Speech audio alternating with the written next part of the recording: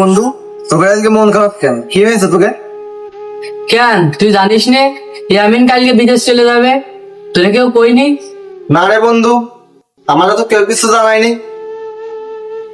কিরে বন্ধু, তুই কি সত্যি বিদেশ চলে যাচ্ছিস? হ্যাঁ রে বন্ধু, আমি তো চলে যাচ্ছি।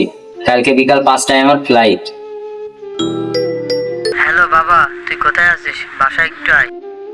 বন্ধু তাহলে তোরা থাক, আমার বাড়ির থেকে ইমার্জেন্সি কল আছে, আমি চলে আসছি।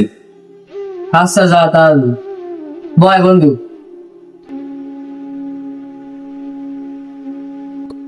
হ্যাঁ রে বন্ধু, যেতে তো হবেই, কিন্তু সত্যি বলতে মন চাইছে না তোদের সবাইকে রেখে ওই দূর প্রবাসে চলে যেতে। তাহলে যাবি কেন? তুই না বলছিলি আমাদের সাথে থেকে কিছু একটা করবি?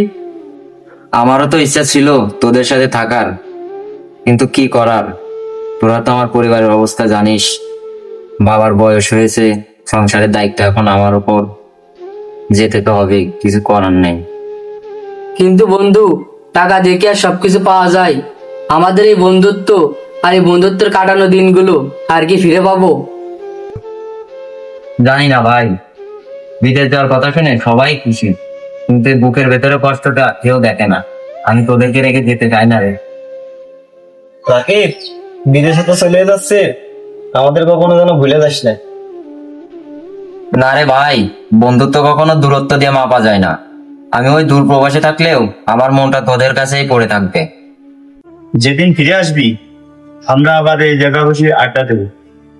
ইনশাআল্লাহ সেই দিনের অপেক্ষায় থাকবো। দোয়া করিস ভাই, যেন পরিবারের মুখে হাসি ফোটাতে পারি, আর আমাদের বন্ধুত্ব যেন কখনো নষ্ট না হয়ে যায়। তাহলে থাক, আমি আসি। কখনো কখনো ভালোবাসার মানুষদেরকে ছেড়ে দূরে যেতে হয়, কারণ দায়িত্বও জীবনের একটা বড় সত্য।